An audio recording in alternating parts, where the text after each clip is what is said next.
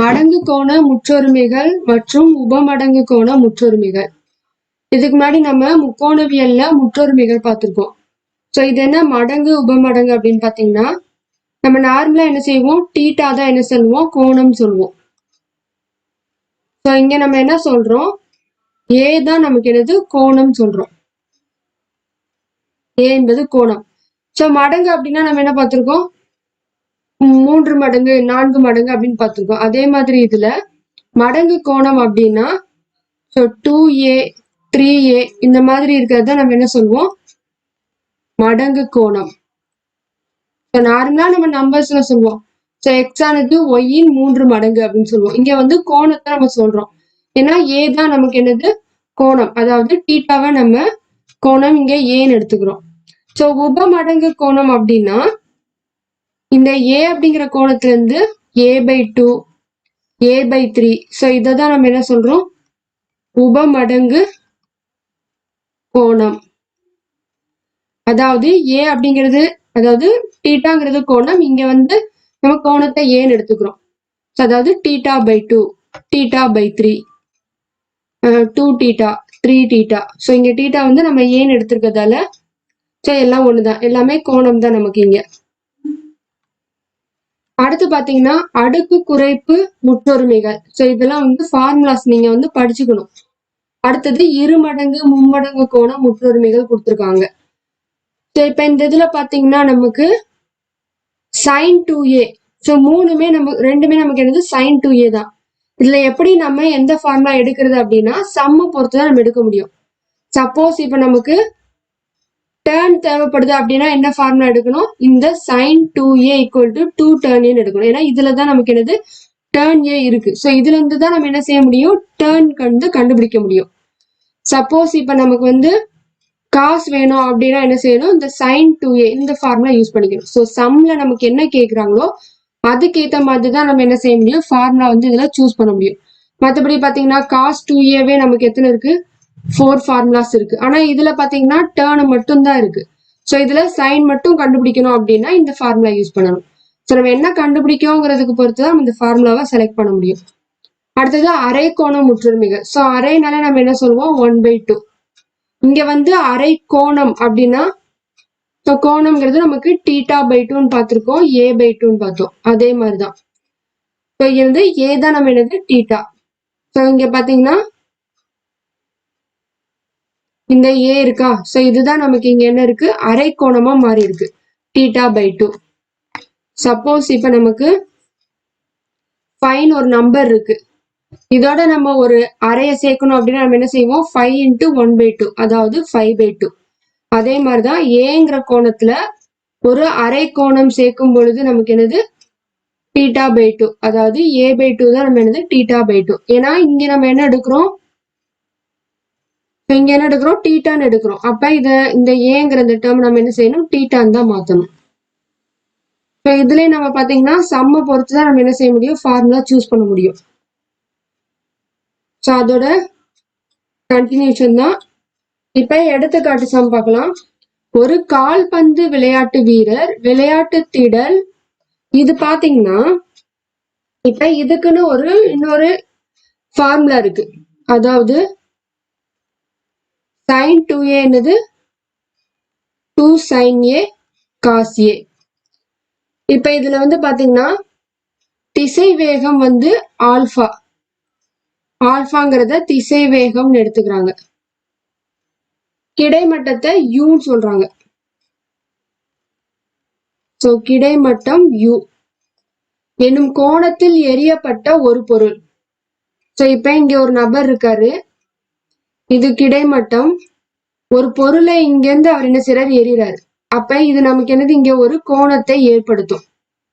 அததான் சொல்றாங்க, u என்னும் கோணத்தில் எரியப்பட்ட ஒரு பொருள் தரை இறங்குவதற்கு முன் அது பயணிக்கும் கிடைமட்ட தொலைவு. சோ தரை இறங்குவதற்கு முன் அது பயணிக்கும் கிடைமட்ட தொலைவு அப்படிங்கிற ஃபார்முலா பாத்தீங்கன்னா r = u² sin 2α/g. So இந்த இடத்துல நமக்கு ஆல்பா அப்படிங்கிறது என்ன அப்படின்னு பாத்தீங்கன்னா π/4, அதாவது என்ன வரும் 180/4. ஸோ கேன்சல் பண்ணோம்னா 45 டிகிரி.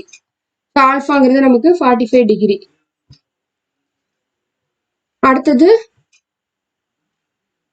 அப்ப இந்த சைன் 2πங்கிறது நமக்கு என்னது 45 டிகிரி ஆயிடும். அப்ப u ஸ்கொயர்ட் பை ஜி. இந்த u ஸ்கொயர்ட் பை ஜி தான் நமக்கு என்னது மீ பெரும் மதிப்பு.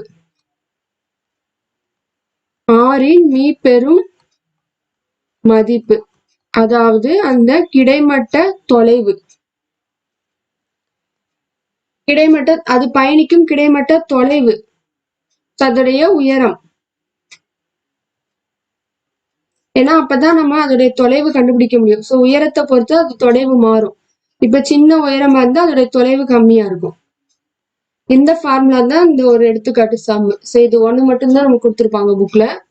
ஒரு கால்பந்து விளையாட்டு வீரர் விளையாட்டு திடல் தரைமட்டத்திலிருந்து கால்பந்தை 80 அடி விகலை தொடக்க திசைவேகத்துடன் உதைக்கிறார். பந்து அடையும் அதிகபட்ச கிடைமட்ட தூரத்தையும், அதிகபட்ச கிடைமட்ட தூரம்ங்கிறது அந்த தொலைவு, பந்து உதைக்கப்பட்டு மேலே எழும்பும் போது கிடைமட்டத்துடன் அது ஏற்படுத்தும் கோணத்தையும் காண்க. ஸோ ஜி நமக்கு கொடுத்துருக்காங்க 32. நமக்கு ஃபார்முலா தெரியும், R equal to u square sine 2 alpha by g. So நமக்கு அதோடைய அடி, கால்பந்தோட அடி தான் நமக்கு என்னது யூ. யூ ஈக்குவல் டு 80 அடி. ஸோ யூக்கு பதிலா 80 into 80 into sine 2 alpha by g நமக்கு என்ன கொடுத்துருவாங்க 32. இப்ப இதுல நம்ம கேன்சல் பண்ணோம்னா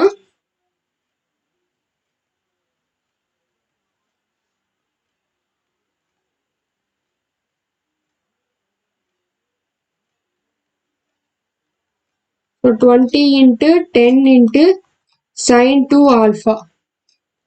இப்ப இதுல நம்ம பாத்தீங்கன்னா sin 2 alpha வந்து நம்ம என்ன பார்த்தோம், ஆல்பாவோட மதிப்பு என்னது 45 டிகிரின்னு பார்த்தோம்.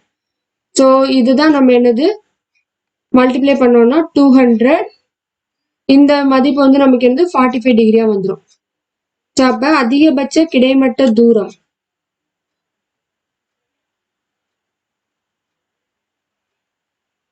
அந்த தூரம் தான், அந்த தொலைவு தான் நம்ம என்னது உயரம் பார்த்தோம். ஸோ ஒரு தொலைவை கண்டுபிடிக்க அந்த உயரத்தை பொறுத்து தான் நமக்கு என்னது தொலைவு.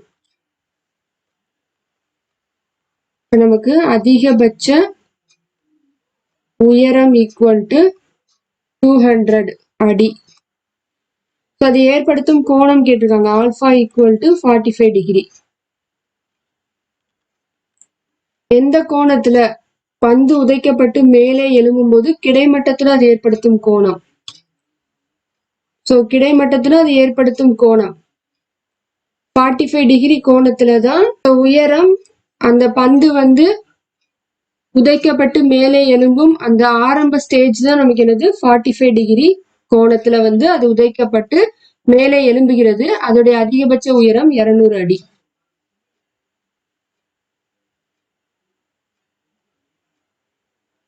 அடுத்த எடுத்துக்காட்டு சம்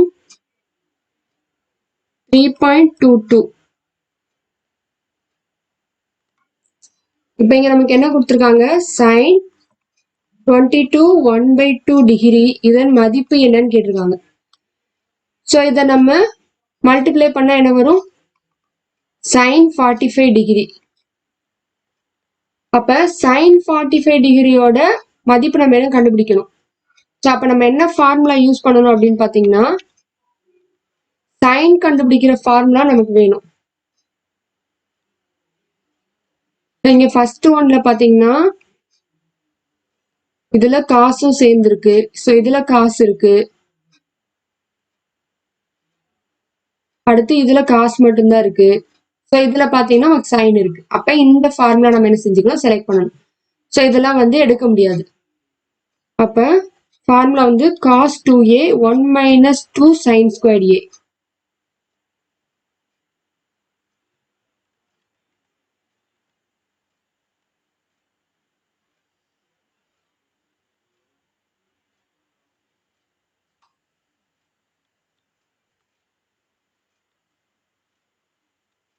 ஸோ இப்ப இந்த ஃபார்முலால தான் நமக்கு சைன் இருக்குன்னு பார்த்தோம். ஸோ ஆனால் சம்ல நமக்கு பார்த்தீங்கன்னா 1/2 இருக்கு. ஸோ இதை நம்ம கலப்பு பின்னத்துல இருந்து ஒரு பின்னமா முழு எண்ணா மாற்றும் போது 45 டிகிரி. ஆனா இது வந்து நமக்கு என்னது ஒரு அரைக்கோண முற்றொருமை. அப்ப நம்ம பாத்தீங்கன்னா இந்த சைன் தான் இருக்கு செலக்ட் பண்ணோம். ஸோ அடுத்தது இது நம்ம அரைக்கோண முற்றொருமைகளை பார்க்கும் பொழுது நமக்கு இங்க பாத்தீங்கன்னா θ/2. ஸோ அதாவது நமக்கு 22 1/2 இருந்ததா. ஸோ இதுதான் நமக்கு என்னது அந்த θ/2 அப்படிங்கிற இந்த அரைக்கோண ஃபார்மெட்ல இருக்கு. ஸோ அப்ப இதுக்குரிய நம்ம இந்த அரைக்கோண முற்றொருமைகள் ஃபார்முலாவை எடுத்துக்கணும்.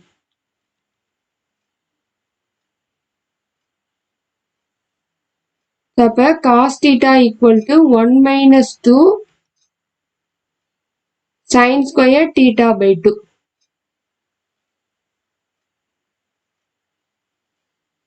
One minus two sine square θ/2. அடுத்து பாத்தீங்கன்னா இப்ப இதுல இருந்து நமக்கு என்ன வேணும், இந்த சைன் θ/2 தான். ஸோ இது நமக்கு இந்த பை டூ ஃபார்மெட்ல இருக்கு. அப்ப இந்த θ/2 நம்ம இதுல இருந்து என்ன செஞ்சுக்கணும், இந்த ரைட் சைடு எழுதணும். ஸோ இப்ப எப்படி வரும், ஃபர்ஸ்ட் இந்த cos θ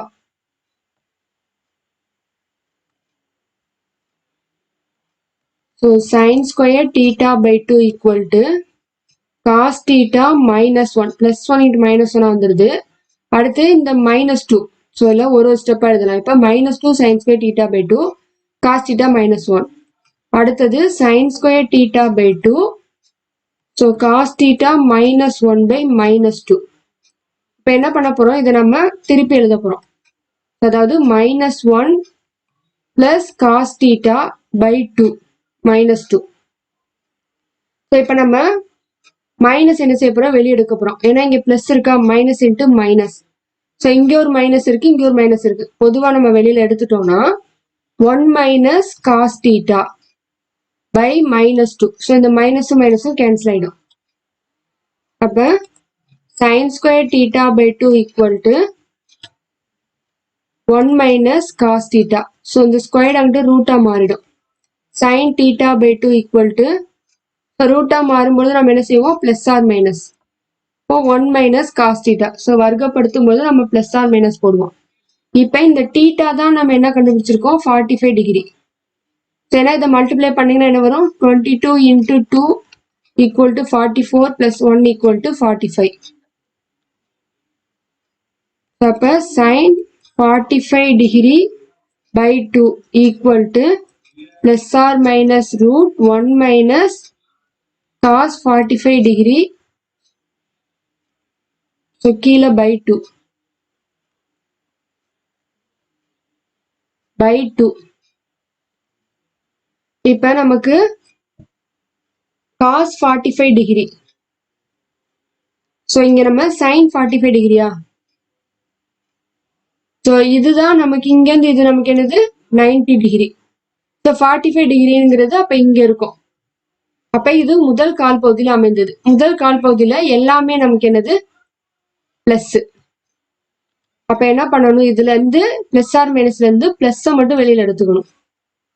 அதாவது இதுல 2 இருக்குமா, plus root 1 minus cos 45 degree by 2 comma minus root அப்படின்னு இருக்குமா, இதுல இருந்து நம்ம இந்த பிளஸ் மட்டும் என்ன செய்யற எடுத்துக்கிறோம். ஏன்னா சைன் 45 டிகிரி, சைன் 45 டிகிரி நமக்கு எங்க இருக்கு, முதல் கால் பகுதியில இருக்கு.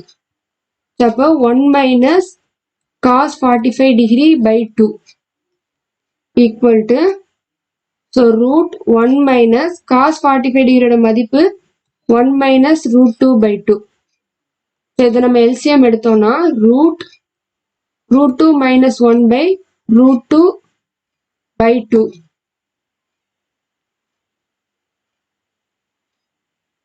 இப்ப இந்த வகுத்தல்ல இருக்கிறத நம்ம அங்கிட்டு கொண்டு போகும்போது பெருக்கல் போயிடும்.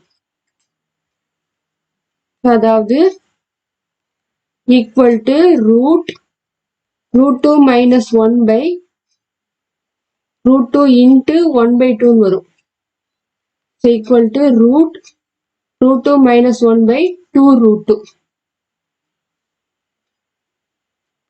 இப்ப இதுல இருந்து நம்ம என்ன செய்ய போறோம், ரூட் 2 வந்து ஸோ பெருக்கி வகுக்க போறோம். √2/√2வால நம்ம என்ன செய்ய போறோம்? பெருக்கி வகுக்க போறோம். இப்போ இது எப்படி வரும் நமக்கு? ஸோ இது பிராக்கெட், இது இன்ட்டு, அதாவது √2 இன்ட்டு √2 - 1/2 இன்ட்டு √2. இப்போ இந்த √2 உள்ள போய் மல்டிப்ளை பண்ணோம்னா, ஸோ ஸ்பேஸ் இல்லாதால இந்த சைடு எழுதுறேன். √2 உள்ள போய் மல்டிப்ளை பண்ணோம்னா equal to √2 into √2 2 - √2/2 into √2 into √2 equal to 2 - √2/4. So இப்போ நம்ம ரூட்டை தனியாக எடுத்தோம்னா 2 - √2/4 ஈக்குவல் டு 2 - √2/ரூட்லேருந்து 4 எடுத்தோம்னா 2. ஸோ அப்போ நமக்கு sin 22 1/2 ஆன்சர் வந்து √2 - √2/2. ஸோ ஃபர்ஸ்ட் பார்த்தீங்கன்னா இதை நம்ம டீட்டா கண்டுபிடிச்சுக்கிறோம். ஸோ அந்த டீட்டா தான் sin 45 டிகிரி. இந்த sin 45 டிகிரி தான் நமக்கு எழுது 22 1/2. ஸோ இது 1/2ங்கிறது நமக்கு அரை கோணத்தில் இருக்கிறதால அரைக்கோண முற்றொருமைகள் ஃபார்முலா இது. இந்த ஃபார்முலாலேருந்து நம்ம என்ன செய்ய போறோம்? sin θ/2 கொண்டு வர போறோம். கொண்டு வந்துட்டு ஸ்கொயர்டு ரூட்டா மாறிடுது. ரூட்ல இருந்து பிளஸ் ஆர் மைனஸை கண்டுபிடிக்கிறதுக்கு தான் நம்ம இது எந்த காற்பகுதியில் அமைந்திருக்குன்னு பார்த்தோம். ஸோ முதல் காற்பகுதிங்கிறதால நம்ம பிளஸ் எடுத்துக்கிறோம் இதுல இருந்து. ஸோ எடுத்து எல்சிஎம் எடுத்து ஆன்சர் கண்டுபிடிச்சாச்சு.